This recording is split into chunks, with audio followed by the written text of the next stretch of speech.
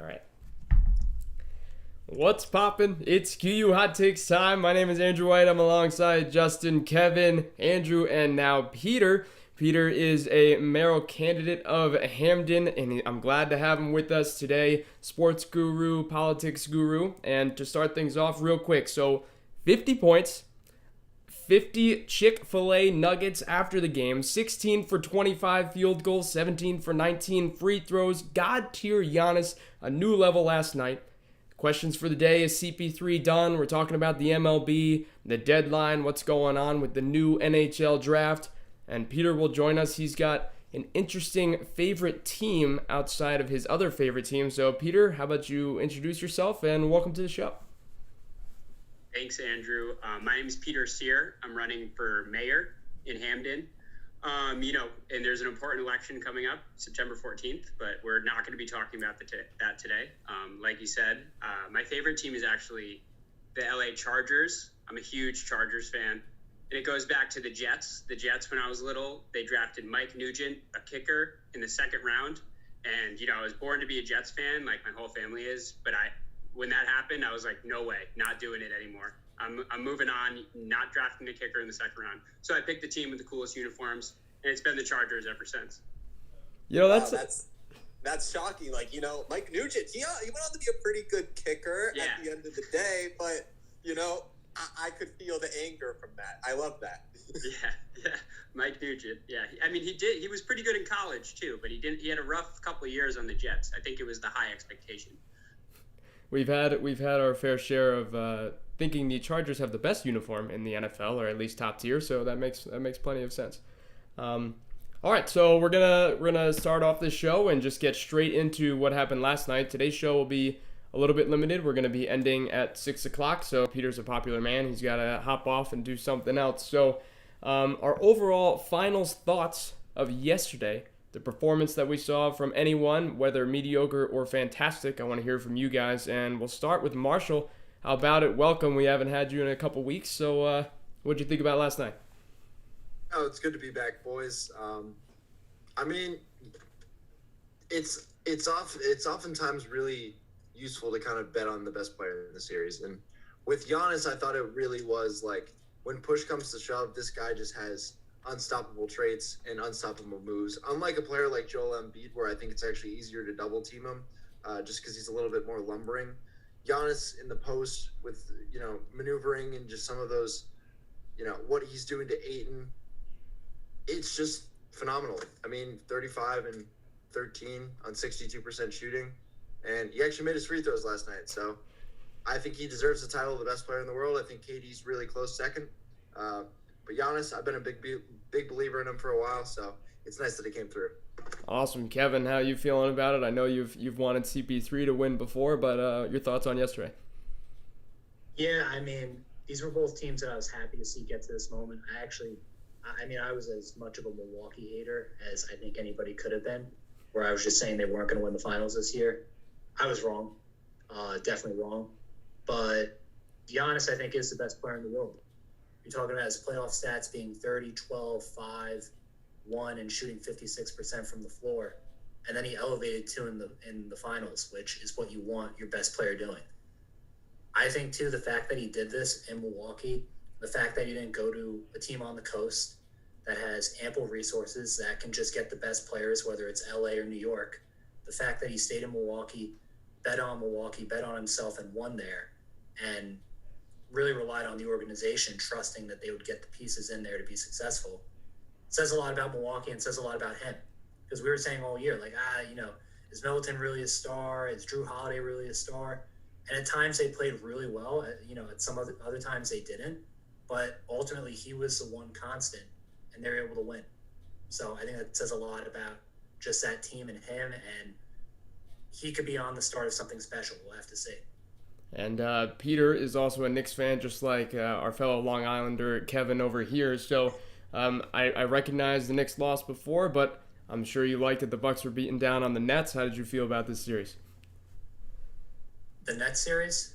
Oh, actually, this one's more for Peter. But how you feel that the Bucks actually took away some other New Yorker teams and won those finals?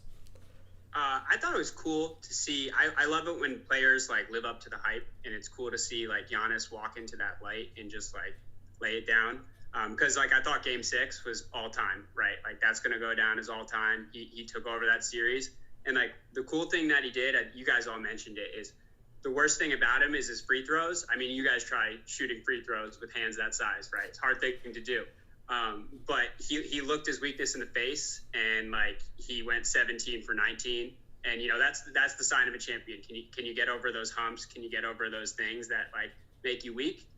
It was actually reminiscent of not the finals, but LeBron. He made that like crazy Game 7 shot on Cleveland, and then you know everybody used to call LeBron like not clutch, can't win it, like wouldn't do it. And to me, this feels like that was Giannis's game, and that was Giannis's series. So I'm excited to see what he does for the rest of his career. Totally crazy resume that kid's got. Justin, finish it off. How'd you feel about it? Hey, and I'll be honest, all of us, at least after the 0-2, we thought the Suns were pulling away with this one. So, maybe Justin, what are your thoughts? I am excited for Drew Holiday and the Bucks to win their title. I like to say Drew Holiday's name first to insult Andrew a bit for his hatred for Drew Holiday. But in all honesty, Giannis went out there, and as Kendrick Lamar says, we're all sitting down and we're being humble now because we were all counting them out of this series, absolutely, for those who were on the show a couple weeks ago. But overall, great performance of him. Kind of sad to see how Booker actually played in that last game. I don't think Booker took as many shots as I wish he would have. I think that was them trying to get Chris Paul back into a rhythm. And I think that threw off the whole thing for taking away from what Booker was doing. I feel like if Booker was given a few more attempts there, it could have been a much closer game than what it ended up being. It was a close game throughout, but at the end, if Booker would have had a bit more shots, who knows what would have actually happened in that series. And that's a tiny bit of coaching for Monty Williams, I would say. Shout out to him for like going to the Bucks locker room and congratulating the players, by the way. I thought that was really cool. Yeah. But I think there's a bit of coaching there that needed to be improved. I just think they went into that game a bit scared and playing a bit wrong, trying to touch on a bit more cylinders than they needed to. Yeah, Booker missed a pretty wide open three towards the end of that game right there. If he sunk that, it could have been much different, but nothing against him. Great player, of course, and we'll move on to the other guy on that team, CP3. He's never gotten it for himself. Was that his best chance? I'm going to ask all you guys your thoughts. You might differ, or does he have another shot? Right now, already the betting odds for next year are in place. I'm sure Marshall probably saw this already, but the Suns are I think the third or fourth on the list after the Nets, Lakers, and the Bucks. So the fourth. Is it over for CP3? We'll go to Marshall first. What are your thoughts? It's been over for CP3. I'm kind of known as like a CP3 hater, and it's nothing against short people, but I'm just saying like size really does matter when it gets to the NBA Finals. You know, it's 4 series in a row. You're naturally getting worn down, and outside of those players, you know, CP3 in his prime is a different example. And I understand like CP3, I don't think he's overrated from the sense that if you want to teach someone how to play point guard, you would put on Chris Paul's film, and it's basically teach tape for how you play the point guard position. The problem is that at his current age, like there are just physical limitations to that player if you're the best player on a title team versus a player like Giannis. So it's really just like the standard. He's one of the best point guards of our generation, but I just think that there always was going to be that kind of limitation for him in the finals. And there was some evidence that they could overcome it this year because it really wasn't just a CP3 dominant team.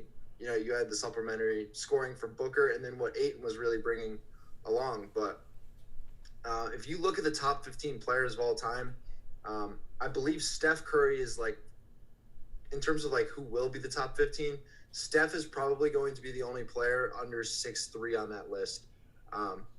It's just hard. I mean, you're playing a game amongst giants, and there's just like certain things that like a LeBron, a KD, a Giannis, a Hakeem, you know, a Shaq, those guys can just do different things.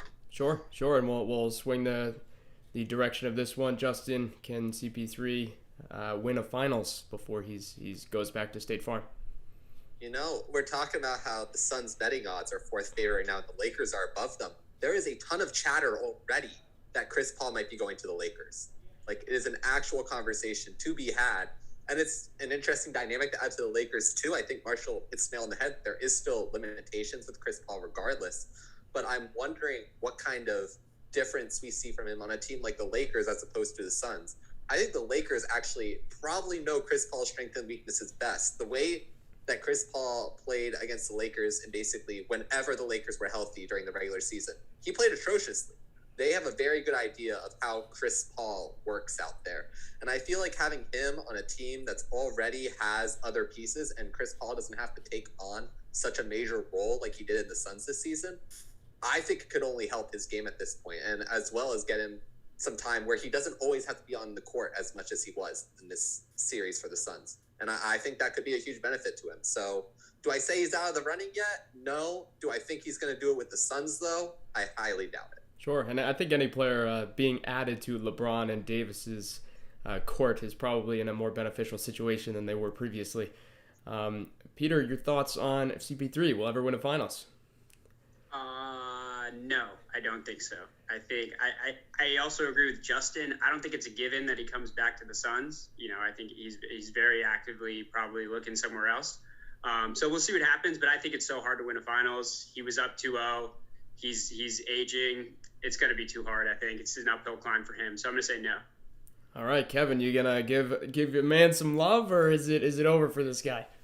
Yeah, this guy's been my man. The Lakers are an interesting pick because that was speculation, obviously, like when he was with the Hornets, like the famous Laker trade, like him teaming up with Kobe and then got vetoed by Stern. So there's that legacy of like a full circle type of thing. I think he does win a finals. Not obviously as like the guy, because even in the finals we saw there was limited blow-by ability. In 2 of the 6 games, he had no free throw attempts. And in one other one, he only had 1 free throw attempt. So there's limited ability for him to blow by people now. He can still get in the mid-range well, and he could still set people up. As a secondary role, he'd be really good. I could see him going to a team like the Clippers, honestly, again, or even the Nuggets. I think those teams would be really beneficial if they had someone like Chris Paul either coming off the bench or starting in limited minutes. He could come back to Phoenix, but I think he's probably looking at another team in the Western Conference because I think there's a good chance that Denver or the Clippers or maybe the Lakers is like a secondary team, but one of those first 2 teams could really be contending next year. Sure. All right, and we're going to swing it to the Knicks in the offseason. So kind of away from those teams. Congratulations to the Bucks and Giannis, of course. Well done, well played, come back down from 2-0 and basically sweep. So is Damian Lillard a worthy addition for the New York Knicks now? Or should they be considering saving cap space and pursuing a guy like Zach LaVine or Bradley Beal in the 2022 free agency class? So this is kind of like an opinion / what's actually a good move. So I'll ask the New York fans first about maybe your own opinion or what they should do. Sometimes heart is worse than mind. But Peter, you can go first. What are your thoughts on Damian on your squad? Yeah, so I love Dame Dalla. Don't get me wrong.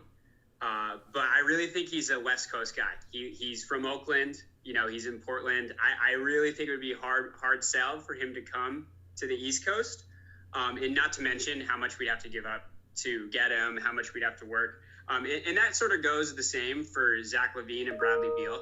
I think like these aging kind of middling superstar max guys, we should avoid because that's what we did with Carmelo Anthony. I don't know if you guys remember this, but we traded our whole young roster to the Nuggets for Carmelo Anthony, and we had a good core, and we kind of blew it just for one superstar. So I actually think it's valuable to keep cap space open because there's a lot of opportunities that come up. So like I wouldn't want to blow it on someone like Zach LaVine or Bradley Beal because like they'd be a good addition, sure. But like we want a low cap space, long-term investment, right? That's sort of like what I'm looking for. And I wouldn't want them to like trade Quigley, someone that's good and young and promising just for this, like maybe we get one game farther, right? Like I think we need to build through the draft and keep our cap space open. Sure, that's a reasonable way to think about it for sure. Probably maybe even smart too. Kevin, we'll see. Are you more of the emotional one that wants Lillard, or what are your thoughts? No, I think Peter nailed everything 100%. The problem with the Knicks isn't the market. or even really that they've been a bad team, I think, for a long time. It's that they're very impulsive historically when it's come to management. They've been the shiny watch in the store. They have to have it. They have to grab it. They can't just wait for the Snickers. They have to take, the cream apple pie or whatever it is. Like, they have to take the biggest thing, the shiniest thing, whatever it is. I mean, Dwayne Wade has a story of, like, he's thinking about, like, the Knicks with, like, LeBron. He's like, yeah, you want to go to the Knicks? He's like, yeah, why not? We'll be in New York, whatever, there's clubs, whatever.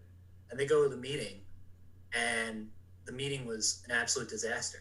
And then they're just kind of looking at each other like, you want to call Pat Riley? You want to you want to go to South Beach instead? And that's kind of been the history of the Knicks, is what you show free agents and what you show stars is, hey, being patient, knowing that you're not going to win the next couple of years, but being patient, building over the long haul, building over a decade or so. That's how you get a core. That's how you get people that want to come to your team. That's how you convince people to go to a place like Brooklyn.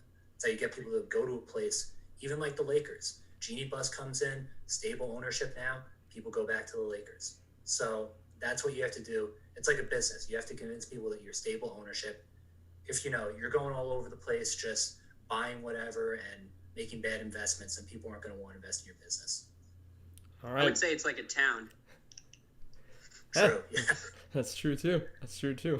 Peter for mayor. Yeah. All right, we'll ask the non-Knicks fans real quick. Marshall, do you think they should make that move or hold some cap space? In a vacuum, they should, but because Dame is like, his approval rating is so high across the league, who wouldn't want Dame? Like, his price is going to be so high that you realistically can't build around him, especially like with what the Knicks already have. Like, what package could you possibly offer that would get Dame out of Portland? And Peter brings up a great point. We don't often talk about these athletes in terms of, like, are they a West Coast guy? Are they an East Coast guy? Dame definitely, like, is a West Coast guy, and not just because he's from there. If you really, like, look into, like, who Dame is as a person, I don't think he would fit quite as well in Madison Square Garden as he currently fits in Portland. Portland's his town. If I'm Portland, it's hard for Portland because they also don't really have a ton of assets either, but they're literally just like one piece away. Like, if you could get a small forward, like a decent small forward, that team could be competitive. You get a two-way player. Maybe you call up the Clippers and see what they're going to be doing with Paul George, because he would actually be the perfect player for them in terms of really building out their backcourt. But it's just the fact that, like, you're going after the supermodel that everyone thinks is hot. Like, everyone thinks Dame is hot. So realistically, you should go for someone else.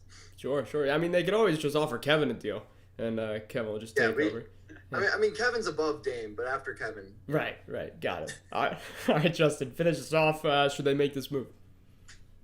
I would say probably not. I think Peter's right. Damian Lillard's probably going to be a West Coast kind of guy. I think he wants to work it out with the Trailblazers. I don't think he's as out as some of the other professional athletes in the league are with their own teams. So I think it's probably the right move to just kind of stay put and wait and see. Maybe you go into the season thinking at the trade deadline, if we're in a decent situation to make a move, maybe someone like Levine, who may not have as good of a year as he did this year, I would say he probably won't, is kind of down. He's going to be a bit cheaper to sell at that point, especially in the last year of his contract.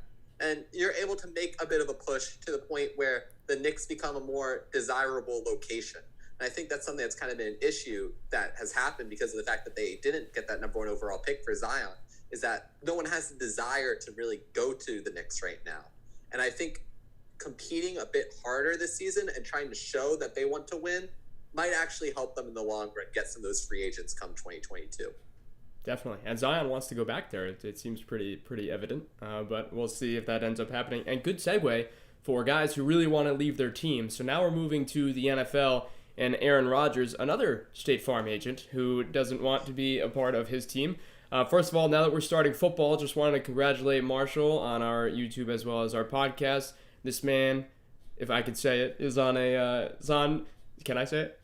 Yeah, you can say it. Yeah, so he's on some semi-pro football team, and recently he was actually play calling the offense for the team that he was on. So congratulations, Marsh, and that's all I wanted to say. So All the Madden games with Justin have prepared me for this moment, so I appreciate it, guys. yeah. Just don't chuck your clipboard at the ground. Right. Okay, so now on to Aaron Rodgers. So he was apparently offered a 2-year extension, which would make it a 5-year contract in total. That would have him be the highest paid QB in the league. But he, again, apparently declined this. Is this a smart move to aim for a better team, or is now he just kind of being ridiculous here? Is this has been a long saga. We've talked about it earlier in the summer, but now it's getting, it's pretty wild. They even talked about in that golf match with Tom Brady. Even Tom Brady was saying he doesn't know if Aaron's going to play. And, they're starting in a month. It's already preseason. So what are your guys' thoughts? We'll go to Justin first. Should he just be taking this deal, or what's going on? I think he's done. And it's weird because I almost feel like he might even show up to training camp just to kind of be like, I'm going to be here and show that I still have skill to go somewhere else. But I just don't see him playing for Green Bay anymore. The fact that he didn't take this deal, he didn't take the money, shows that it's not about money by any means, which is what most holdouts are about. It's about money. The fact that he is this passionate about how Green Bay has managed themselves shows that he wants out. I just don't know if it's going to happen by week 1. I don't know what Green Bay is thinking at this point, what's going through their head, but I feel like the further and further they push this, the less value Aaron Rodgers is going to have, because people are going to realize, they're like, oh, it's week 1 and Jordan Love's on the field. Aaron Rodgers might still be amazing, but at this point, Green Bay's lost all of their chips because now they're being forced to play. Right now, they still have a bit concealed here where it can be like, oh, maybe Aaron Rodgers is going to come out of nowhere. And I think by Rodgers going out there and playing during training camp, that'll actually raise his stock a tiny bit and give Green Bay a bit more chips to be like, is he going to play? Is he not? He's really not, probably. But by doing so, that'll make Rodgers' trade value higher, which will make it more likely for Green Bay to trade him, which makes Rodgers happy. So I think if they work together a tiny bit, I think everyone could be a happy partner by that bit. All right, cool. Peter, do you also think he's out of there, and is that a smart move for the reigning MVP? I go back and forth on this one.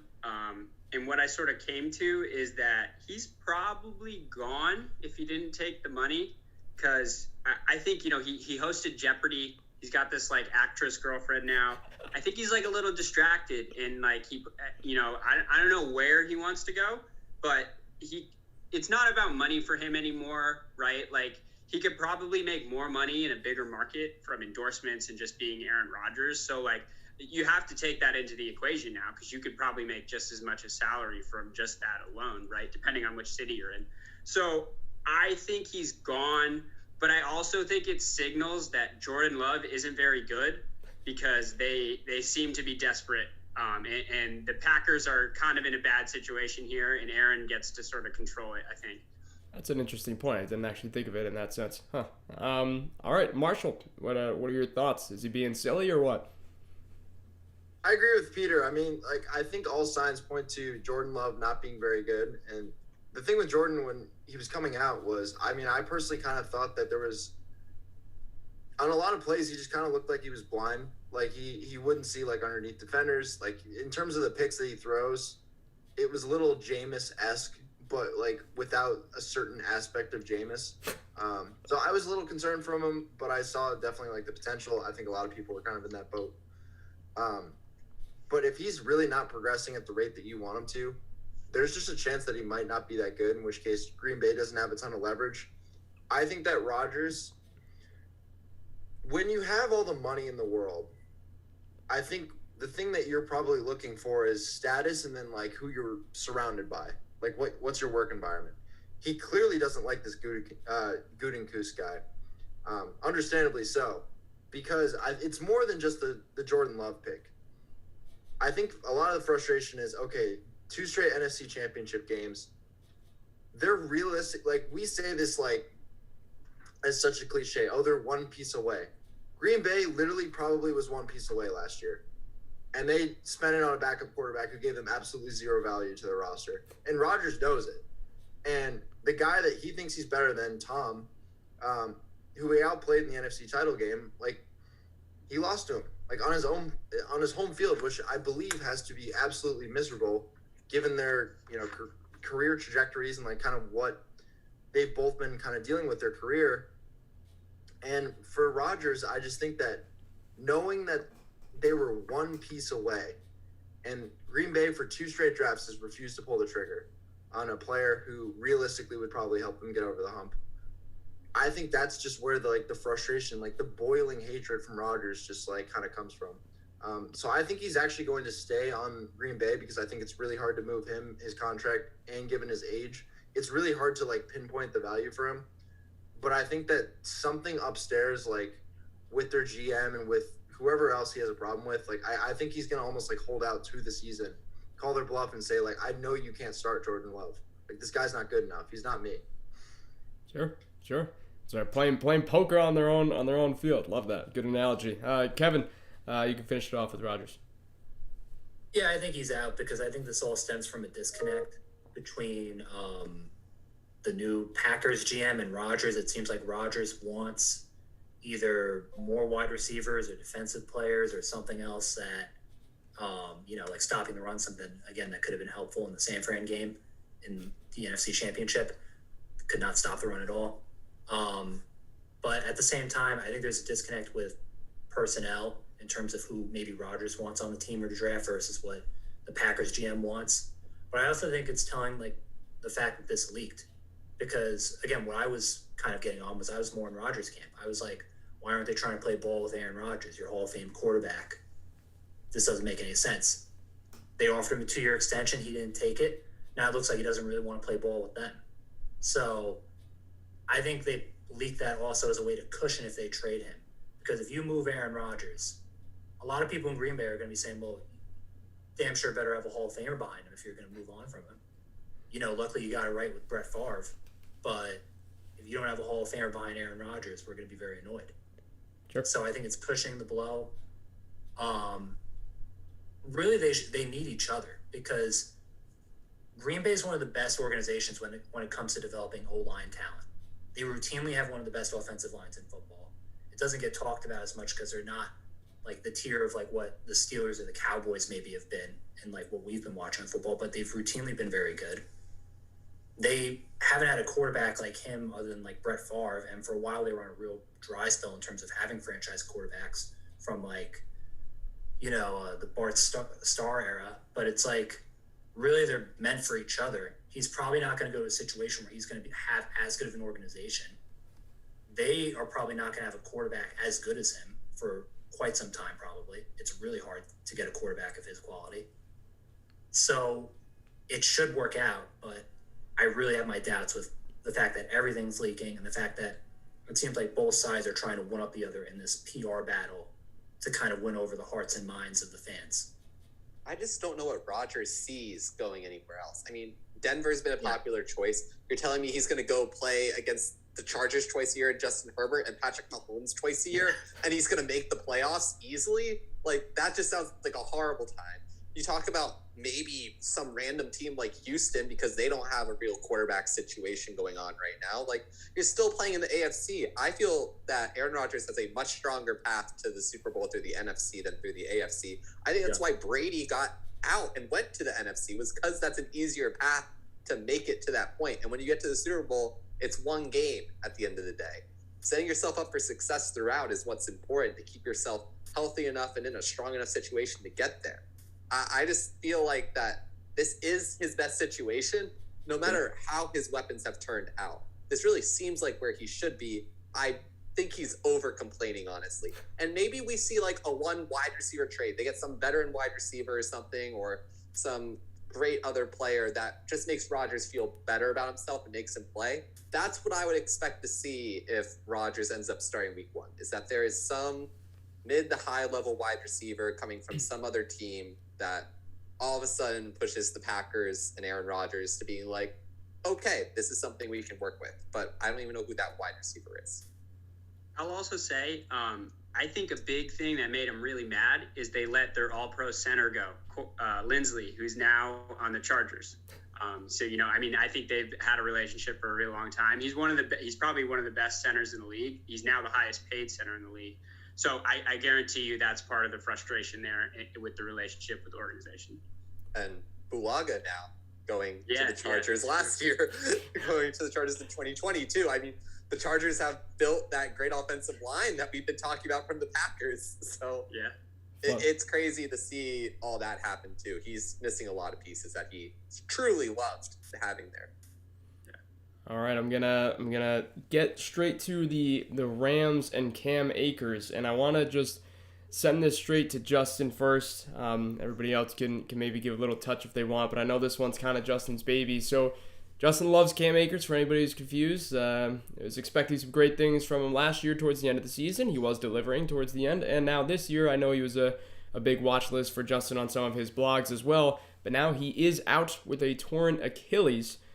So Justin, how does this make the Rams organization, as they just got a new huge piece in Matt Stafford? Are they in a similar spot, or do you have them losing a couple games now because of this? It's a very interesting situation in a Sean McVay offense, because I feel like he always goes to the 3 wide receiver set anyways, so a running back might not be as big of an issue, but in the past he's had very successful running backs like Todd Gurley, and also the 3 running back they had this past season. Darrell Henderson is still there. I don't know if I consider him a 3-down back. I think he could be, but he's definitely close to the receiving end of a running back. I wouldn't be surprised if they try to bring in someone else, possibly a reunite with Todd Gurley. I don't think so, because the organization did not treat him well on the way out the door. Maybe Le'Veon Bell even. He's still sitting on the free agency market, and he will surely find a team eventually. For me, I think I talked about on my Chupacabra Sports Fantasy Football blog. Check it out online, everybody. I talked about how Matthew Stafford was a bit of a bust for me this upcoming season.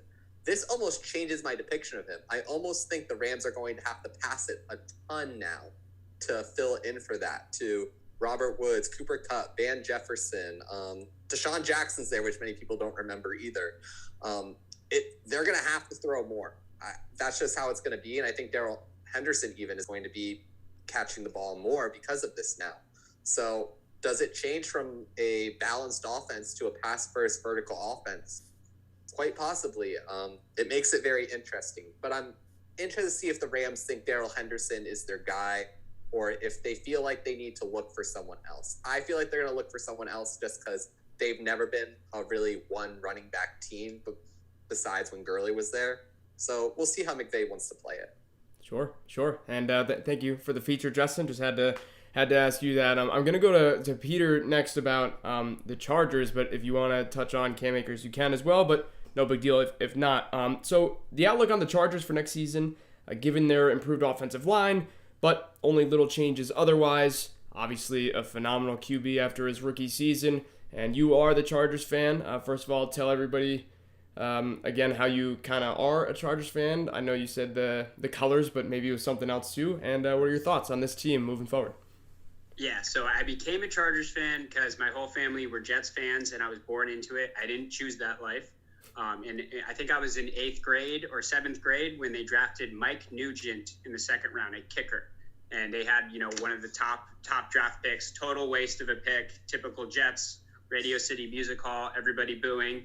And that was it for me. I was done. I hung it up there. I chose the Chargers, one, because they have the coolest uniforms, but also they're actually like the most exciting team to watch. Every single game they have is literally within 2 points, like no matter who they're playing. It makes no sense at all, but that's just who the Chargers are, and it doesn't matter how good their team is. They're perpetually like 8-8, 9-7, but I guess it's like 10-7 now because of the new game. So on the team, I think we're going to go 10-7. I think we're going to make the playoffs. And let me make my case. So we have an excellent pass rush. It's going to sort of force a lot of turnovers. Bosa, we lost Melvin Ingram, but we're just going to move one of our linebackers, Nwosu, right to the end. He's, young guy, super fast, speed rusher. And then Tillery and Jones are kind of emerging on the line. Love them. So the 2 holes we have are cornerback and guard. So last year we had a hole because Casey Hayward kind of fell off. He was an all-pro cornerback for years for us, and then he turned 31, just kind of lost a step. But we drafted Asante Samuel Jr. out of Florida State. Really good player, super excited about him. He's a 2nd-round sleeper. I think. So we'll see how he works out. And then we obviously get Derwin James back, one of the most dynamic people in the backfield, basically a linebacker at safety. And with Brandon Staley, he's going to bring the best out of those guys. I'm really excited about that. They play like a zone, so you don't need as much man corners. So that hole gets a little covered up with the Staley offense or defense. And then on the offensive side, Hollywood Herbert, absolutely excited about him. He's going to be, I think he's a top 5 quarterback in the league. Just nothing bad to say about him. But we do have one hole, which is on guard. We have Balaga. If he stays healthy, that'll be great. Feeler, we just signed from the Steelers. And we have Lindsley, who's an amazing player, had a good career. The guard spot is going to be Ibushi, who played like 8 games on the Lions. We'll see how he does. And then Slater, obviously. But I mean, if one of those guys gets hurt, we're gonna be pulling some up from the rookie squad. So depth is a problem there. We need another guard, but like I'm super excited about the team. I think we're gonna surprise a lot of people. 10-7 in the playoffs. All right, you heard it here first. We're gonna mark that down. I will say, Andrew Marshall loved Slater coming out of the draft. Actually, that was his the favorite offensive lineman. So I know he also loves James. So Marshall, how do you feel about this up and coming Chargers team? The guard spot is very interesting. I think like you could move people around. It depends what you want to do with the run scheme. But with Herbert and what he could do in terms of vertical shots, I always love Mike Williams because I call him he's kind of like a bailout option. He'll make the catch that no one else can make.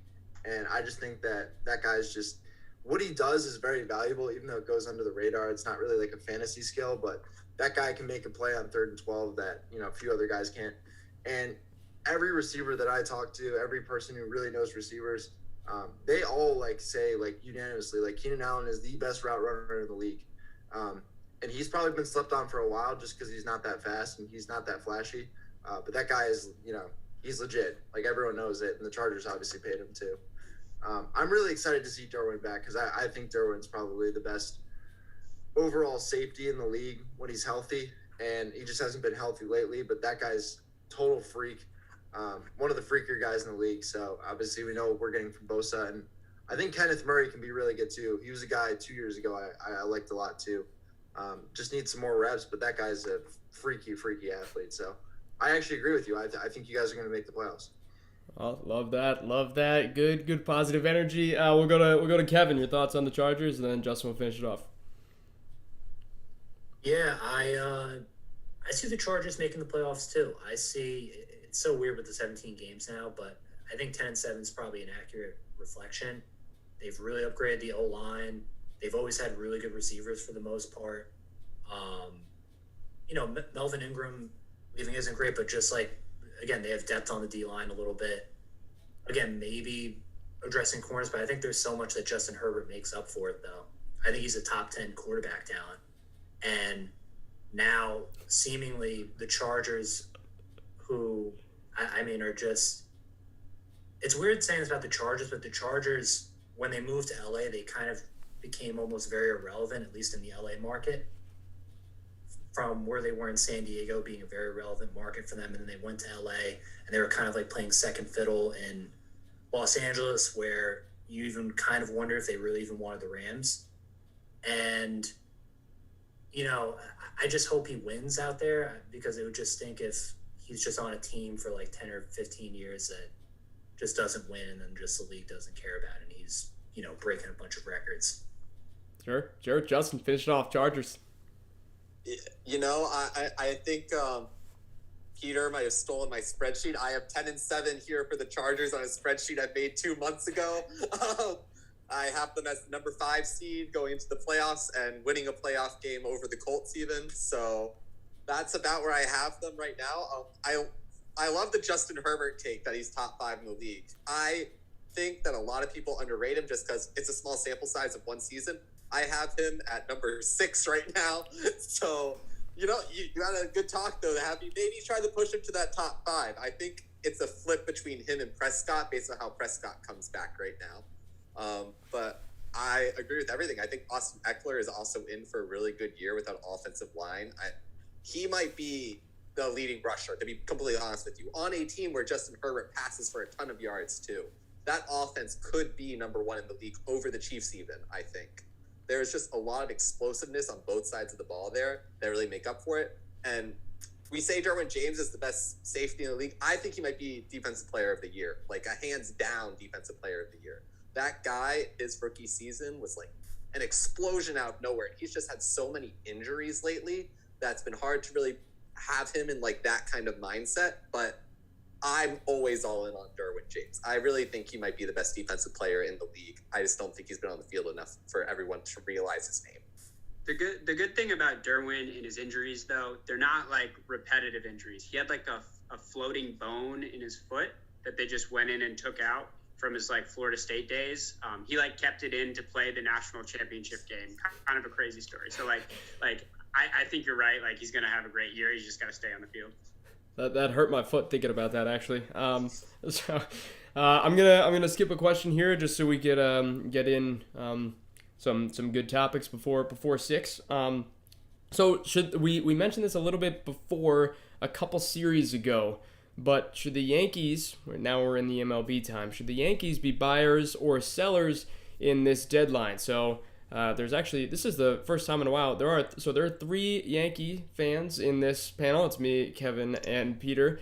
Normally we all have different teams for almost every other sport in this club, which is cool, got a big variety. But for the Yanks, buyers or sellers, they've blew it about 3 weeks ago for a long time, starting with the Red Sox, and lately they've been winning a few more games, but still not looking too hot. We'll ask the Yankees fans first, and then the other guys. I know Marshall loves baseball so much.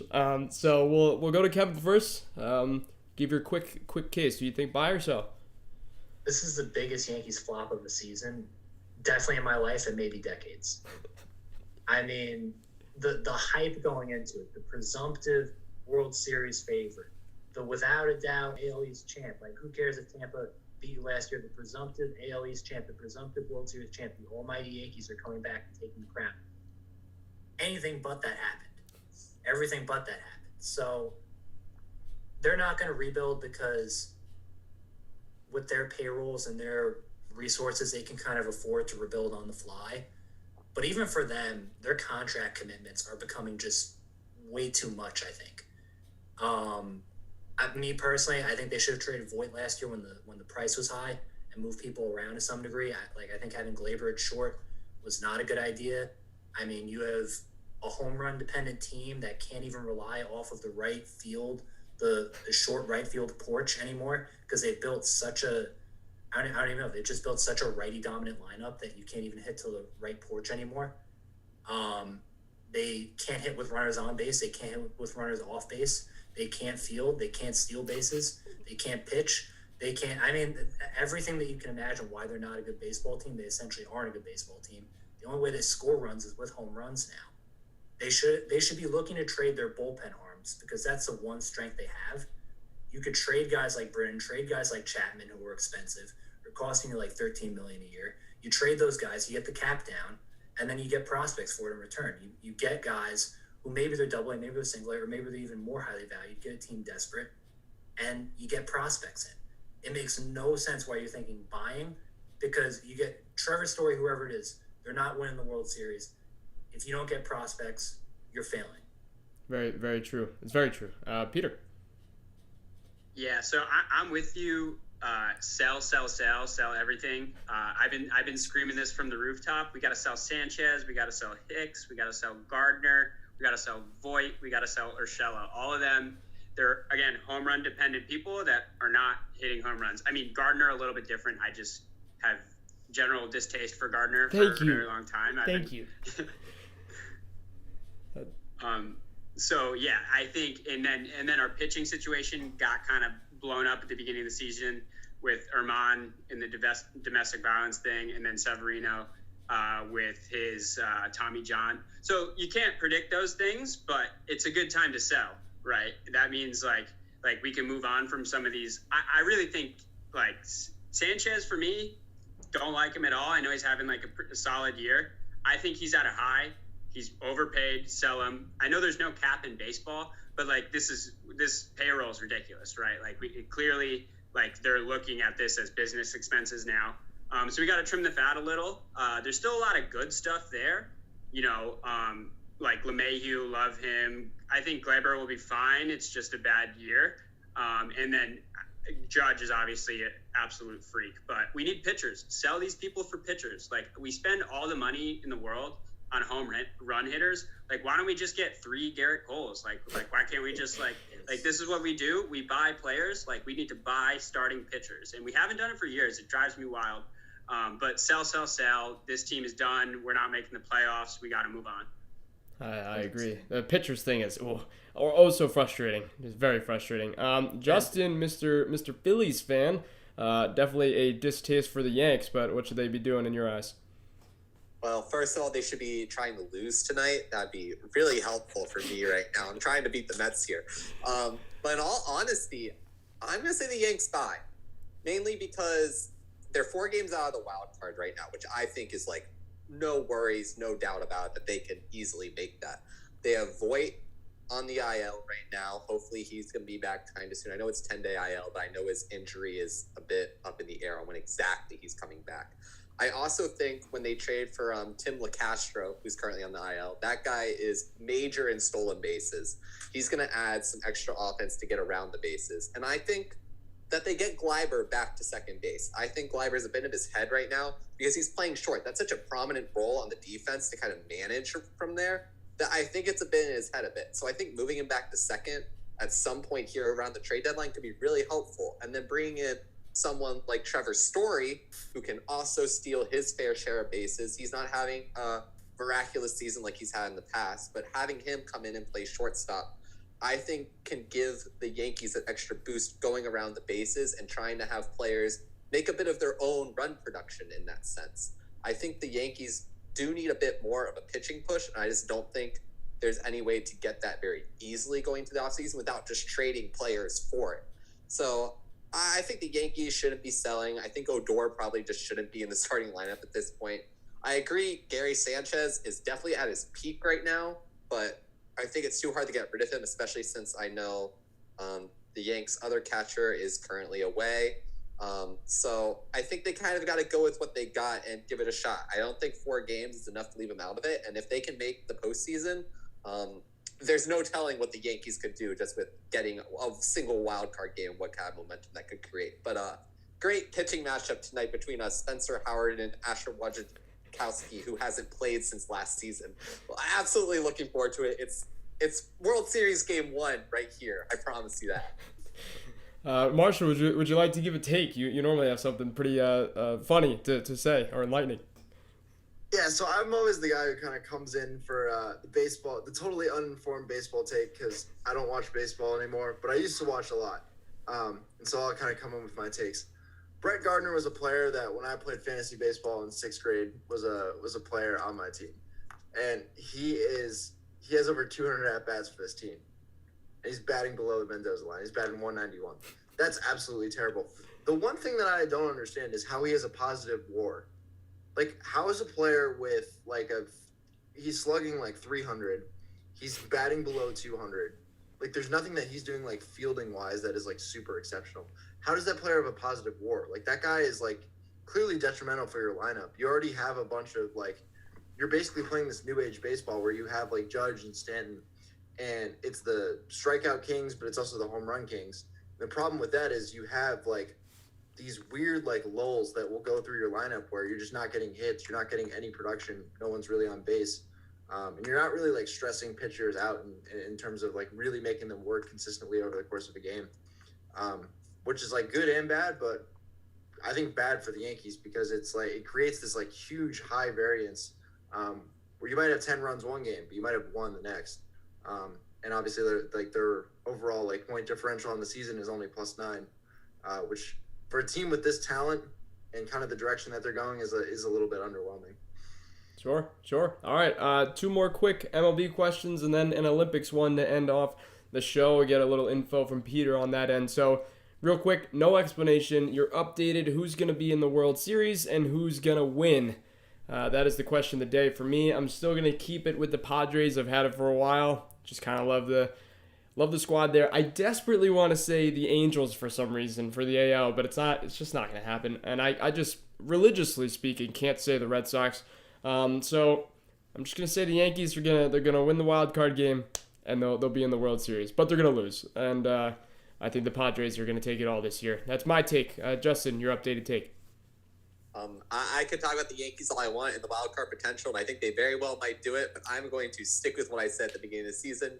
Dodgers over the sleeper in the Blue Jays. I really think the Blue Jays are still a very interesting team and could be another huge buyer at the trade deadline if they bring in someone like Joey Gallo for the outfield. Sure. Kevin, who's in the World Series? Who wins? I think I had White Sox, Padres. I think I said at one point. I like the White Sox. Maybe I went to the Dodgers. I'm not sure. If I had the Dodgers, I don't have the Dodgers now.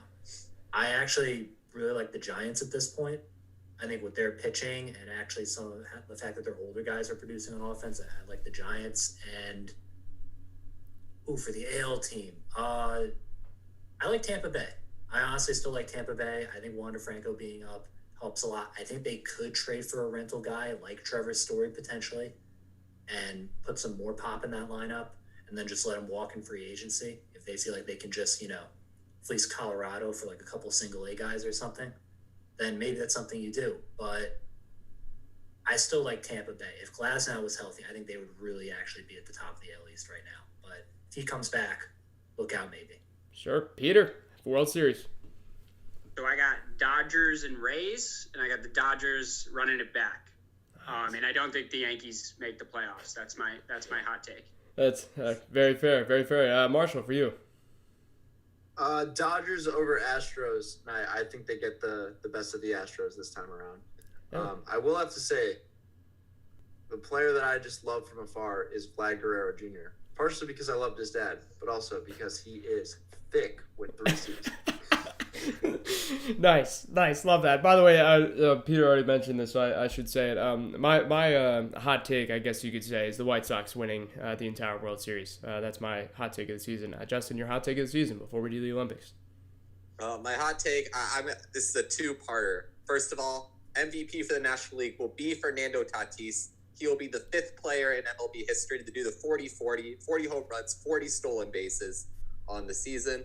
And the second half of that is DeGrom will not even win the Cy Young Award. He will be too injury prone for the rest of the season to be able to earn it. They care too much about wins in the past few years when it's come to Cy Youngs. And DeGrom doesn't even have the quality starts at this point to match it up. He can't even throw 100 pitches. He shouldn't be a Cy Young. Tough blow. All right, Kevin, your hot take, quick. Hot take, the Astros, they do not even get to the ALCS. Nice. Marshall, do you have one? No, I don't watch baseball. Okay. All right, and so I want Peter to end this show by so the Olympics are obviously coming up. The opening ceremony is on Friday. I have no distaste for the Olympics, by the way, Peter. You don't know this. I originally had a job for the Olympics, but it was taken away from me due to COVID. But that's okay. We love the Olympics anyway. So tell us about your diving situation, and then your favorite part of the Olympics. So I love Olympic sports because I was an athlete in high school, in college. It was a big part of my life. I was a diver. I competed on the Cal swim and dive team. In 2014, we actually won NCAAs. So I have a lot of respect for almost every sport that gets competed at in the Olympics. Like I love just watching people work really hard at something and like just watching it for 2 hours, trying to understand the little nuances, like the little things that make you so much better. And these people obsess about it. So I think it's so cool to see. For diving, some people I'm excited to watch. There's like a really young team this year. I kind of call it like the COVID team because I think if you think about it, like a lot of athletes and the older ones especially, they trained to peak for 2020, right? And when you took that away, I think you see some of the younger athletes emerge from the trials because they peak like a little later, right? Like they were training for 2020 and now you're getting their peak come now. So that happened in diving for sure. There's a markedly younger team, with the one exception, Mikey Hickson. He's from Amherst, Massachusetts. Old Wiley vet, love him. And then another person I'm excited for is Delaney Schnell. She has some of the best form I've ever seen as a diver. So love her. She's from Arizona. And then I'm also excited for Simone Biles, obviously. She's going to be defending her all around, which is pretty unprecedented for gymnastics. You usually only go once as a girl, so it's cool to see her back. She's doing the double Yurchenko vault, which is crazy, and then she does that absolutely nuts triple double thing on the floor.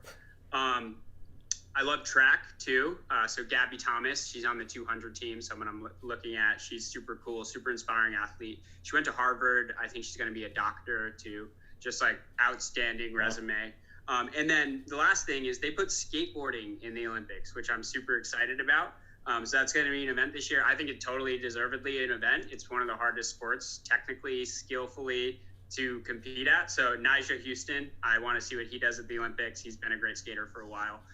But yeah, like I said, overall, I just love the event. I hope that they get it off without COVID becoming a real problem. It seems like they have the protocol in place. And I hope they can show the world that we can operate and still function while COVID's happening. They do have the restrictions. I know it's incredibly unpopular for the Japanese people right now to host the Olympics, but I love the Olympics. I think it's going to be awesome, and I want them to show the world that we can function while COVID exists too, with the restrictions and everything.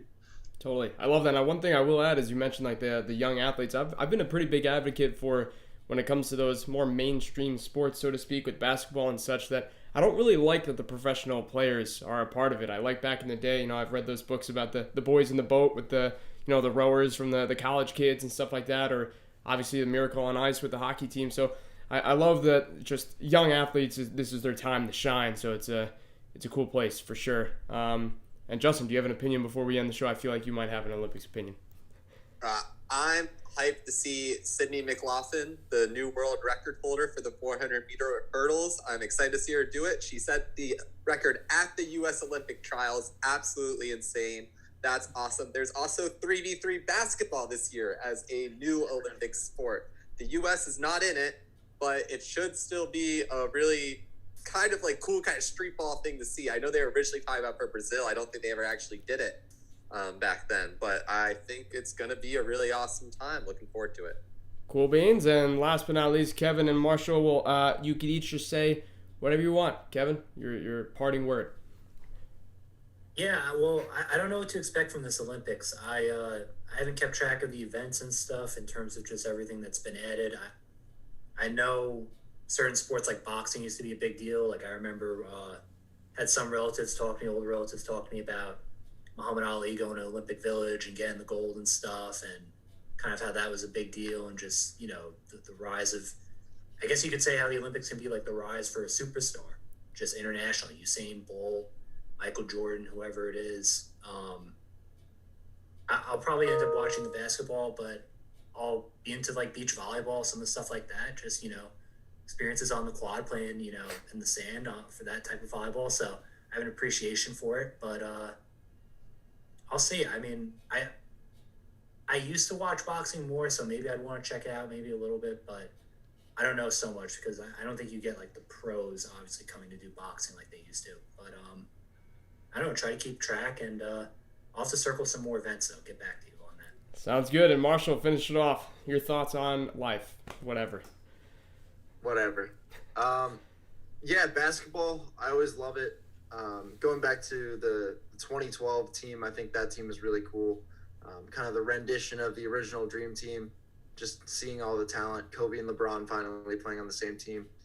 I don't think it's going to have the same feel. Obviously, we've had the 2 exhibition losses, and I think that this might be the year where the U.S. actually doesn't win gold. I know that we're a huge favorite, as we always are. I mean, the talent is definitely stacked in our deck, but if you pay attention, the international community has kind of shifted the rules a little bit in terms of, not so much purpose. It is purposeful, though, in the sense that the games are 40 minutes instead of 48 in terms of, like, the overall, like, rule changes and stuff. So we're not really, like, playing on our own home court. There is more randomness that can kind of happen, which I actually think is a good thing. I think the rest of the world kind of does need to win a little bit more, because usually that does, like, spark a, kind of a vengeance from the U.S., the following 4 years as well. So kind of having that kind of competition. The swimming, obviously, and then the track and field events. I threw some of the track and field events. I had a buddy who was really, really phenomenal distance thrower in terms of discus. He was a West Point record holder, and I know that he was shout out Jeff Kirk trying for the Olympics, and he didn't quite get there, but I know that he was gunning for that. So I think it's just going to be cool kind of seeing like how much further can these guys actually throw than, you know, someone I know, and, you know, even me. Like, I mean, the answer's probably double, but it's just kind of cool to see. And then just picking up, you know, as Peter said, picking up on random events that I didn't know anything about. I think that's kind of like really the cool part of the Olympics. Totally. All right, well, that'll do it for KU Hot Takes. My name is Andrew White. I've been alongside Justin, Kevin, Andrew, and Peter. And again, Peter, just want to thank you for coming on. Thank you for having me. This was a lot of fun. Yep, not a problem. All right, guys, sweet.